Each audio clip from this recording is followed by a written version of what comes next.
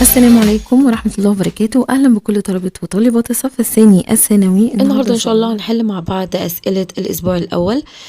طبعا إحنا في الترم الثاني بدأنا بالوحدة الثالثة اللي بعنوان جغرافيا التنمية الاقتصادية، وهنحل النهاردة على الدرس الأول اللي هو بعنوان ماهية التنمية الاقتصادية. نقول بسم الله الرحمن الرحيم كده ونبدأ بورقة عمل الحصة. اختر البديل الصواب من بين طبعا الاختيارات الأربعة الموجودة قدامنا، هنختار منها إجابة واحدة فقط. السؤال الأول: حدوث زيادة في إحدى القطاعات الاقتصادية لفترة زمنية محددة يعبر عن مفهوم التنمية الاقتصادية ولا التنمية البشرية ولا التنمية المستدامة ولا النمو الاقتصادي. خلينا متفقين إن كل سؤال بيكون فيه كلمة أو اتنين كده بناخدها زي مفتاح للإجابة. تمام. مفتاح الإجابة عندنا هنا في السؤال هي كلمة فترة زمنية محددة. تمام.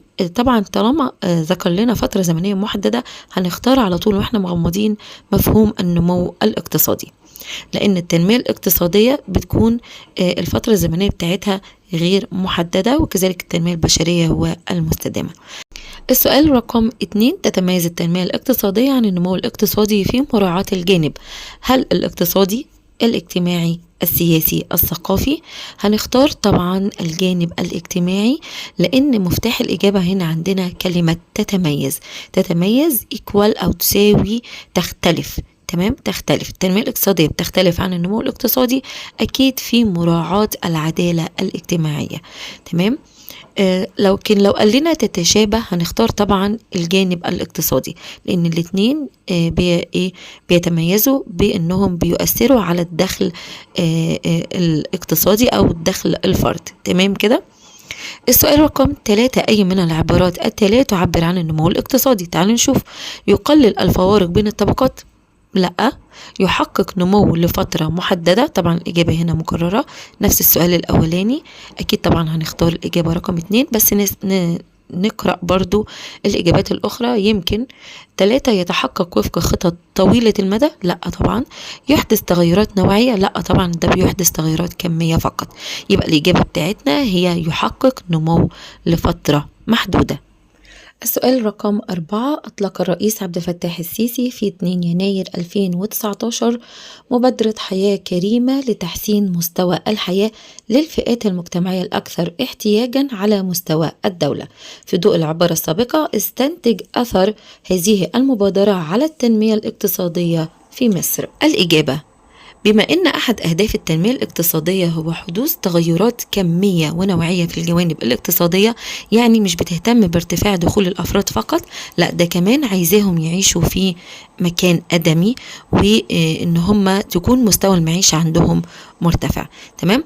وأيضا هنلاقي أن التنمية الاقتصادية لا ترتبط فقط بزيادة في ثروة المجتمع، ولكن أيضا بتهتم بأن يصحب هذه الزيادة عدالة في التوزيع وارتفاع مستوى المعيشة. فإن مبادرة حياة كريمة تؤكد على هذا المعنى، حيث 1: العدالة في توزيع الدخول، 2: رفع مستوى المعيشة.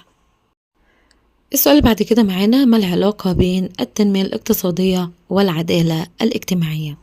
هي نفس الإجابة تقريبا. هنقول إن من أحد أهداف التنمية الاقتصادية هو حدوث تغيرات كمية ونوعية في الجوانب الاقتصادية، وهي لا ترتبط بزيادة في ثروة المجتمع فقط، ولكن يجب أن يصاحب هذه الزيادة عدالة في التوزيع وارتفاع مستوى المعيشة. يبقى أهم شرط أساسي في الإجابة أن أنت توضح أن التنمية الاقتصادية لازم يصاحبها عدالة في توزيع الدخول.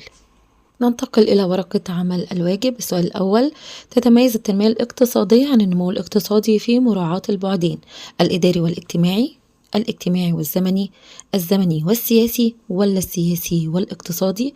أكيد هنختار الاجتماعي والزمني، لأن التنمية الاقتصادية بتراعي العدالة الاجتماعية وكمان بتاخد وقت أو فترة طويلة عكس النمو الاقتصادي. تمام. يبقى هنا تتميز يعني تختلف. تتميز يا ولاد يعني تختلف. التنمية الاقتصادية بتختلف عن النمو الاقتصادي أكيد طبعا في مراعاة البعدين الاجتماعي والزمني.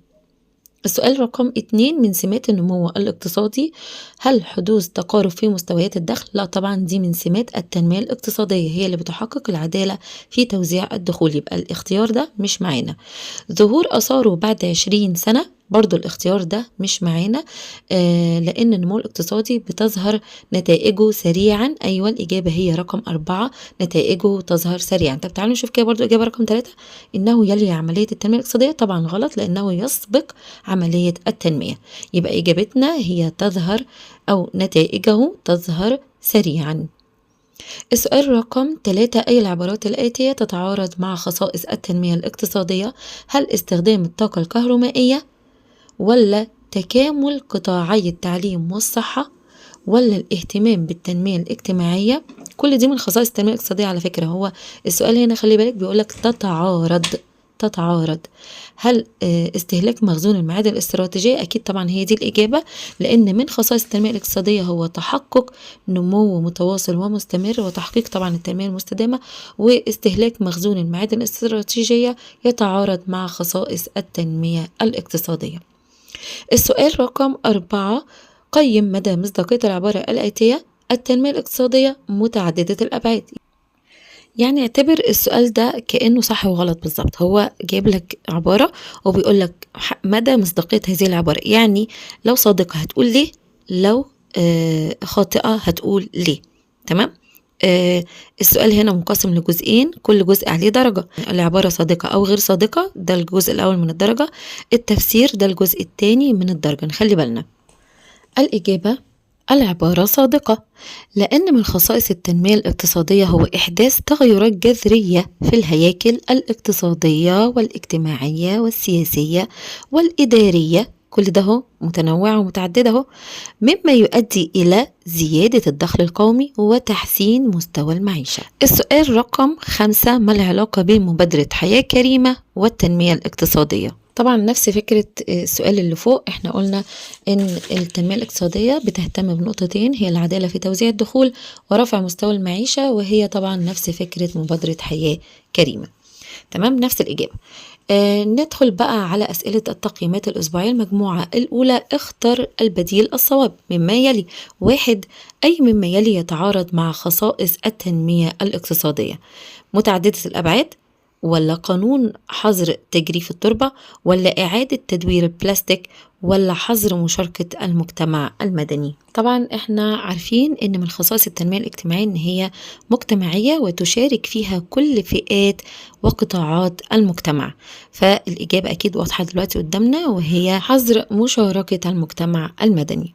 السؤال رقم 2، يعبر حدوث تغيير كمي في الإنتاج عن مفهوم التنمية الاقتصادية، ولا النمو الاقتصادي، ولا التنمية البيئية، ولا التنمية المستدامة؟ طبعا طالما قالك تغيير كمي بس، يبقى أكيد هنختار مفهوم النمو الاقتصادي. السؤال رقم 3، قيم مدى مصداقية العبارة الآتية: النمو الاقتصادي ذو بعد واحد. بأكد تاني على أن هذا النوع من الأسئلة درجته بتكون مقسومة نصين، النص الأول على هل العبارة صادقة أو خاطئة، والنص التاني على التفسير. الإجابة أن العبارة صادقة، لأن مفهوم النمو الاقتصادي هو حدوث زيادة في إجمالي الناتج المحلي، والذي يؤدي إلى زيادة متوسط نصيب الفرد من الدخل القومي، وبذلك فهو يركز على بعد واحد فقط، وهو البعد الكمي. تمام. ننتقل للسؤال رقم 4، ما العلاقة بين مؤسسات المجتمع المدني والتنمية الاقتصادية؟ طبعا احنا لسه مجاوبين حاجة مشابهة من شوية، وقلنا ان من خصائص التنمية الاقتصادية انها مجتمعية وتشارك فيها كل فئات وقطاعات المجتمع. السؤال الخامس، بما تفسر التسهيلات الضريبية من مقومات التنمية الاقتصادية؟ الإجابة: لأن من أهم مقومات التنمية الاقتصادية هي الموارد البشرية، والتي تعد أساس التنمية الاقتصادية في أي مجتمع. أكيد طبعا البشر هم أساس التنمية الاقتصادية، من غيرهم مش هنعرف نعمل تنمية أصلا، حتى لو كان معاك عندك كل الموارد متاحة، لازم العنصر البشري. تكملة الإجابة: وأن إعفاء المستثمرين من الضرائب يعتبر عامل محفز لهم، مما يسهم في حدوث التنمية الاقتصادية. ننتقل إلى أسئلة المجموعة الثانية. أي من العبارات التالية تتعارض مع مفهوم التنمية الاقتصادية؟ 1. تقلل الفوارق بين الطبقات. لا، ده مش بيتعارض. 2. تحقق وفق خطط طويلة المدى. تتحقق وفق خطط طويلة المدى، أيوة دي من خصائصها. هو عايز تتعارض، خلي بالك، هو عايز جملة تتعارض مع مفهوم التنمية الاقتصادية. رقم 3. تحدث تغيرات في قطاع الصحة. لا، مش بيتعارض. رقم 4. تحقق زيادة في قطاع واحد أو قطاع محدد. هي دي الإجابة، هو ده اللي بيتعارض مع مفهوم التنمية. السؤال رقم 2. إنتاج الغاز الطبيعي من حقل النرجس بشمال سيناء عام 2023 ميلادية يدخل ضمن مفهوم هل التنمية الاقتصادية ولا النمو الاقتصادي ولا التنمية البيئية ولا التنمية المستدامة؟ أكيد هنختار النمو الاقتصادي. السؤال رقم 3. قيم مدى مصداقية العبارة الآتية: تتميز التنمية الاقتصادية عن النمو الاقتصادي. احنا اتفقنا خلاص ان تتميز يعني بتختلف عن بعضها. هو هنا حضرتك هتعمل جدول وهتكتب لي المقارنة ما بين النمو الاقتصادي والتنمية الاقتصادية. هنلاقي مثلا النمو الاقتصادي يتمثل في حدوث تغيرات كمية في بعض الجوانب الاقتصادية، أما التنمية لا، هتبقى كمية ونوعية. النقطة التانية يتمثل في حدوث زيادة في ثروة المجتمع فقط، أما التنمية الاقتصادية لا ترتبط بزيادة ثروة المجتمع فقط، ولكن أيضا يجب أن يصاحب هذه الثروة زيادة أو هذه الزيادة عدالة في التوزيع وارتفاع مستوى المعيشة. النقطة رقم 3 هنلاقي أن النمو يسبق التنمية وهو ظاهرة تحدث على المدى القصير، أما التنمية تحدث على المدى الطويل ولا يمكن الحكم عليها إلا بعد مضي فترة زمنية طويلة نسبيا. السؤال رقم 4. استنتج أثر التعاون بين مؤسسات المجتمع المدني والمؤسسات الحكومية. طبعا الإجابة على السؤال ده هنروح على طول على خصائص التنمية الاقتصادية، وهنلاقي إن من خصائصها أنها مجتمعية تشارك فيها كل فئات وقطاعات المجتمع. السؤال رقم 5. بما تفسر تطوير المهارات الفنية لعمال الزراعة من مقومات التنمية الاقتصادية. طبعا الإجابة هنا هنقول لأن تطوير المهارات الفنية لعمال الزراعة ده بيندرج تحت استخدام التقنيات الحديثة والأساليب التكنولوجية المتطورة، وده طبعا بيلعب دور مهم جدا في إنجاح التنمية الاقتصادية وبيعتبر من مقومات التنمية الاقتصادية. وبالنسبة للسؤال هنا هو كان مركز على المهارات الفنية لعمال الزراعة. طبعا انت هتتكلم في هذه الناحية. تمام. طيب نيجي بقى لأسئلة المجموعة الثالثة. السؤال الأول: من سمات التنمية الاقتصادية هل المشاركة المجتمعية ولا ظهور آثاره بعد خلال فترة قصيرة ولا إنها تسبق النمو الاقتصادي ولا أنها ذات بعد واحد؟ طبعا كل الإجابات خاطئة ما عدا إجابة واحدة بس، وهي الأولى المشاركة المجتمعية. السؤال الثاني: أي من العبارات الآتية يتحقق من خلالها سمات النمو الاقتصادي؟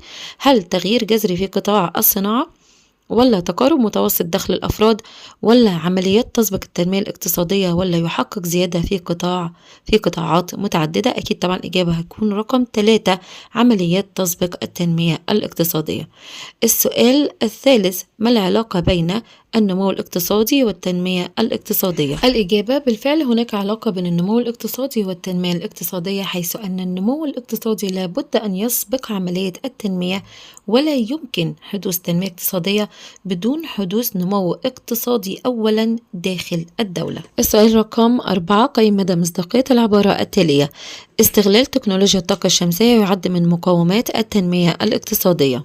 الإجابة هنقول إن رأس المال والتكنولوجيا يعتبروا فعلا من مقومات التنمية الاقتصادية، حيث أن استخدام التقنيات الحديثة والأساليب التكنولوجية المتطورة يلعب دورا مهما في إنجاح مشروعات التنمية بالمجالات المختلفة. هتكتب الإجابة بقى بالطريقة اللي تعجبك، أهم حاجة يكون في نفس السياق. السؤال رقم 5: استنتج أثر تطوير المهارات الفنية لراغبي العمل. الإجابة: تعد القوى البشرية أساس التنمية الاقتصادية في أي مجتمع، لأنها العامل المحفز على استثمار الموارد بما تمتلكه من معارف ومهارات. السؤال رقم 5: استنتج أثر تطوير المهارات الفنية لراغبي العمل. الإجابة طبعا تطوير المهارات الفنية لراغبي العمل ينتج لنا قوة بشرية تمتلك معارف ومهارات قادرة على استثمار الموارد، سواء بقى كانت موارد زراعية أو معدنية أو غيرها. هنلاقي إن عقول القوى البشرية أو الفكر يكون متطور أكتر، فهيقدر إن هو يستثمر الموارد بشكل أفضل، وبالتالي حدوث التنمية الاقتصادية. وبكده نكون انتهينا النهاردة من إجابة جميع أسئلة أوراق عمل الحصة والواجب والتقييم الأسبوعي. أتمنى أكون قدرت أفيدكم. استودعكم في رعاية الله، والسلام عليكم ورحمة الله وبركاته.